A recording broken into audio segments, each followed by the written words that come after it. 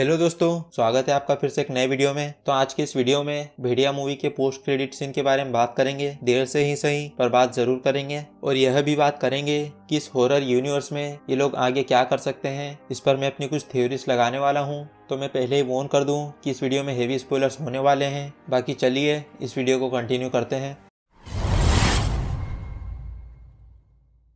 स्त्री, रूही और भेड़िया ये तीनों मूवीज आपस में लिंक्ड है, यह तो आप सभी को पता है। अब आगे डायरेक्ट बात करते हैं थ्योरीज के ऊपर। सबसे पहली थ्योरी तो यही निकल कर आती है कि अनिका जिंदा है। ऑब्वियस है यार, अब बॉलीवुड की मूवी है, कोई गेम ऑफ थ्रोन्स नहीं जहां कभी भी किसी को टपका दिया जाए। अनिका एक एक्सपीरियंस्ड विषाणु थी जो कि लगभग 200 सालों से फॉरेस्ट को प्रोटेक्ट करने का काम कर रही है और इस विषाणु के पास सुपर ह्यूमन एबिलिटी से कुछ हद तक super speed, super strength, super reflexes, healing factor, enhanced sensor, stamina. तो अब हीलिंग फैक्टर होने के नाते अनिका का वुंड इजीली हील हो सकता है। बस इनका हीलिंग फैक्टर थोड़ा सा स्लो है क्योंकि इन्हें हील होने में लगभग 1 दिन लग जाता है। तो अनिका इजीली बच सकती है। बट सवाल यह है कि वह पहाड़ पर से गिरी थी। एंडिंग में वह पहाड़ पर से गिरी थी, तो क्या इतनी ऊंचाई से गिरने के बाद भी वह जिंदा बच सकती है? तो इसका आंसर है नहीं, वह इतनी ऊंचाई से गिरने के बाद तो जिंदा नहीं बच सकती अनटिल और अनलेस उसे बचाने के लिए कोई हो वहां। तो यहाँ पर पहला नाम निकल कर आता है रूही का। रूही मूवी की स्टोरी बहुत से लोगों को नहीं पता क्योंकि बहुत से लोगों ने इस मूवी को नहीं देखा था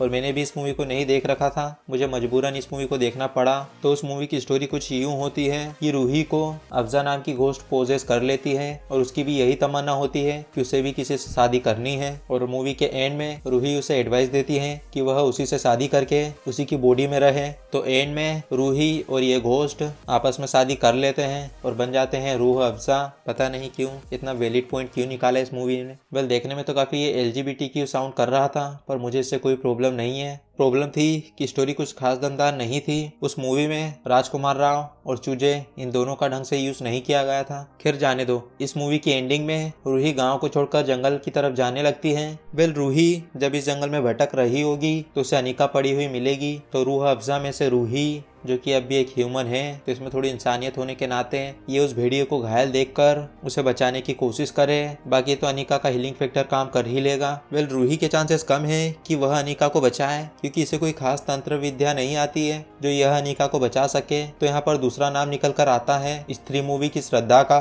तो स्त्री मूवी की श्रद्धा कपूर इसे काफी अच्छे से टोना टोटका करना आता है, ये सारी काली विद्याएं जानती है। तो इसे अनिका का विषाणु घायल मिलता है। ये थोड़ी कोल्ड हार्टेड तो है पर हाँ, उसे बचा लेगी अपने तंत्र मंत्र से। तो अब बात करते थोड़ी सी स्त्री मूवी की। तो स्त्री मूवी की स्टोरी कुछ यह थी कि उस मूवी में जो एक्चुअल स्त्री थी वह फ्लोरा सैनी की थी और श्रद्धा कपूर यह वह एलिमेंट था मूवी का जिसका पूरी मूवी में नाम रिवील नहीं किया गया था। इसलिए मैं इस कैरेक्टर को श्रद्धा कपूर बोल रहा हूँ क्योंकि इसका पूरी मूवी में नाम रिवील नहीं किया गया था। श्रद्धा कपूर का जो कैरेक्टर था वह था तो एक ह्यूमन ही। वह स्त्री के पीछे इसलिए पड़ा था क्योंकि स्त्री ने उसका कोई खास अपना छीन लिया था जो कि पॉसिबली इसका बॉयफ्रेंड ही रहा होगा। स्त्री को मारना कोई आसान काम भी था नहीं, उसे केवल कोई मार सकता था तो वह था प्रोफेसी ऑफ चाइल्ड विक्की। इसलिए श्रद्धा पहले विक्की को अपने प्यार के जाल में फंसाती है, उसे अपना थोड़ा काम करवाती है और स्त्री को मारने के लिए विक्की की मदद लेती है। पर मूवी के एंड में रिवील किया कि श्रद्धा का एक्चुअल प्लान कुछ और ही था। वह स्त्री की पावर्स लेना चाहती थी और उसने वह तंत्र मंत्र वाली किताब रुद्रा के पास से चोरी कर ली है, तो वह भी अब उसके पास है। तो पता नहीं यह कैरेक्टर करना क्या चाहता था पर मूवी में यह बताया गया है यह विलेज में न रहकर फॉरेस्ट में किसी खंडर टाइप जगह पर रहती है। तो चांसेस हैं कि अनिका जिस जंगल में गिरी है उसी जंगल में ये श्रद्धा कपूर का कैरेक्टर देखने को मिले कि अनिका अगर इसे घायल मिलती है तो यह उसे बचा सकती है। अब तीसरा फुल एंड फाइनल नाम निकल कर आता है ओजा का। तो ओजा भेड़िया मूवी में वह कैरेक्टर था जो कि लगभग 120 सालों से जिंदा है और वह गाँव में भी महीनों में एक बार आता है और बाकी टाइम कहाँ बिताता है कुछ पता नहीं। अगर फॉरेस्ट में इसे विषाणु घायल मिलता है तो चांसेस है कि यह उसे बचा ले। मूवी की एंड वाली फाइट में इसी कैरेक्टर ने अनिका वाले विषाणु को प्रिजन से रिलीज किया था। और थ्योरी यह भी निकल कर आती है कि यह जो ओजा नाम का कैरेक्टर है जो मूवी के स्टार्टिंग में शरद का कैरेक्टर दिखाया था ये वही है। पर मूवी के स्टार्टिंग में यह भी था कि शरद की फैमिली है, एक वाइफ और एक बेटी है, तो इसमें जो बेटी थी वही अनिका है। पर यह थ्योरी फेल प्रूफ हो जाती है क्योंकि अनिका लगभग 200 सालों से विषाणु है और इस ओजा कैरेक्टर की एज सिर्फ 120 सालों की बताई गई है। तो यह थ्योरी तो फेल हो जाती है पर चांसेस है कि ओजा विषाणु को को बचा सकता है। ऊपर बताई थ्योरीज में से यह थ्योरी मुझे थोड़ी ज्यादा पावरफुल लगती है। वेल 3 थ्योरीज तो अनिका को बचाने में ही वेस्ट हो गई। अब बात करते हैं अनिका बच गई उसके बाद क्या। तो ओजा वह इंसान नहीं जो किसी की जान बचाने के बदले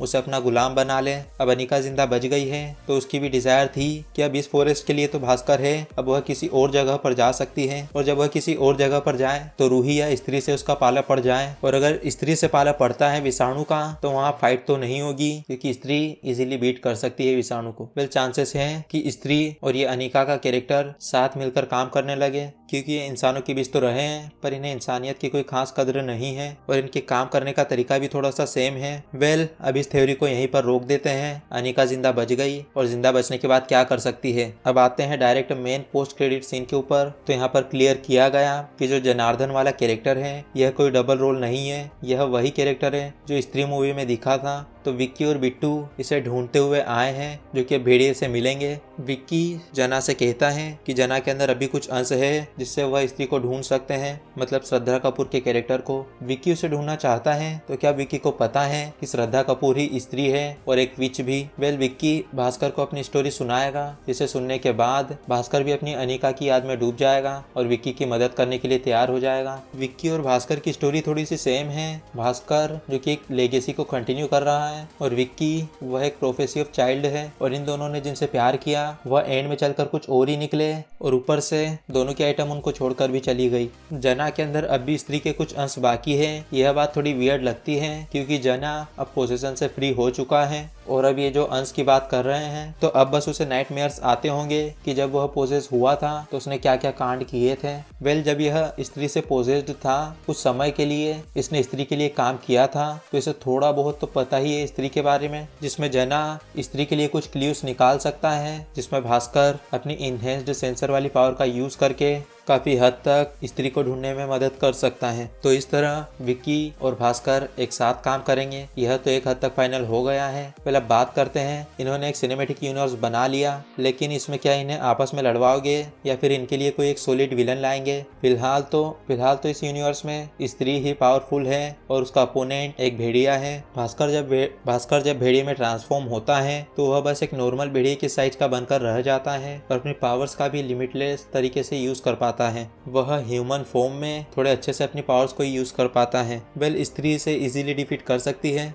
well child of prophecy Vicky साथ हैं तो यह लोग आपस में तो नहीं लड़ने वाले। अगर वेम्पायर को इस यूनिवर्स में लाते हैं तो वह सबसे पावरफुल एंटिटी होगा इस यूनिवर्स में, लिटरली स्त्री और भेड़िए से भी ज्यादा पावरफुल, और ये एक तगड़ा विलन हो सकता है इन दोनों के अगेंस्ट। कुछ रूमर्स की माने तो आयुष्मान खुराना को भी इस यूनिवर्स में एक मूवी दी जाने वाली है जो कि वेम्पायर की होने वाली है, और इस मूवी में सामंथा एक प्रिंसेस का रोल करने वाली है। इनके कैरेक्टर को भी थोड़ा सुपर रखा जाएगा तो थोड़ा और मजा आएगा। वेल वेम्पायर का कैरेक्टर इस यूनिवर्स में आता है तो अगर मेरे पॉइंट ऑफ व्यू से देखें तो स्त्री, भेड़िया और वेम्पायर इन तीनों को ही इंसानियत की कोई खास कद्र है नहीं। स्त्री को तो हमने देखा ही है कि वह इंसानों के बीच रहना पसंद करती नहीं है, और भेड़िया अनिका के कैरेक्टर को देख चुके हैं, और वेम्पायर अगर यह इंसानों के बीच रहा भी तो उनकी आबादी कम कर देगा। तो जितना मुझे समझ आया इन्हें तो इंसानों की कोई खास कद्र है नहीं, बट प्रोफेसी ऑफ चाइल्ड इन्हें इंसानियत की कद्र करना सिखा देगा। श्रद्धा तो यह देख ही चुकी है कि विक्की स्त्री तक जैसी चुड़ैल को मारना नहीं चाहता था और ना ही उसने स्त्री को मारा।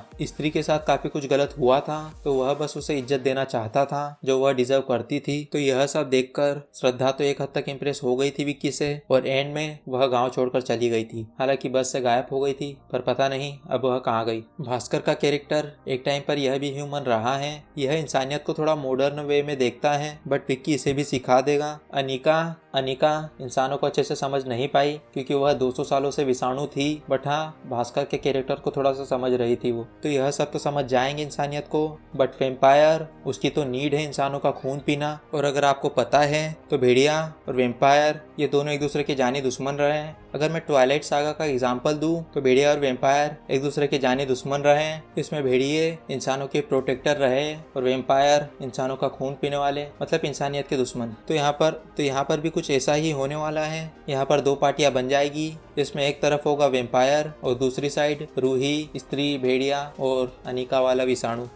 इस वेम्पायर वाले कैरेक्टर को वेम्पायर न बोलकर इसे पिशाच बोला जाएगा, क्योंकि भेड़िया मूवी में हमने देखा है इसमें शुद्ध हिंदी का प्रयोग किया गया है, तो इसे वेम्पायर न बोलकर पिशाच बोला जाएगा। फिर अब लास्ट कॉन्वो कर लेते हैं दो मिस्टीरियस कैरेक्टर के ऊपर, रुद्रा और राजू। ये दोनों के ही कैरेक्टर काफी मिस्टीरियस रहे हैं। रुद्रा स्त्री का डर फैलाता रहा है स्त्री मूवी में और राजू विषाणु का डर फैलाता रहा है भेड़िया मूवी में, जिससे लगता तो ऐसा ही है कि राजू विषाणु के लिए काम करता हो और रुद्रा स्त्री के लिए। पता नहीं आगे चलकर ये दोनों भी कोई सुपर नेचुरल एलिमेंट निकले। अगर राजू विषाणु अनिका के लिए काम करता है तो वह जंगल में उसे देखने के लिए जरूर जाएगा और रुद्रा प्रोबेबली स्त्री के साथ होगा और उसके लिए ही काम कर रहा होगा। तो दोस्तों यह था आज का वीडियो अच्छा लगा तो वीडियो को लाइक करना, ऐसे ही और वीडियो देखने के लिए चैनल को सब्सक्राइब जरूर करना। मिलते हैं फिर किसी एक और नए वीडियो के साथ, तब तक के लिए आप मेरे चैनल पर विजिट करके कुछ प्रीवियस वीडियोस को जरूर देखें।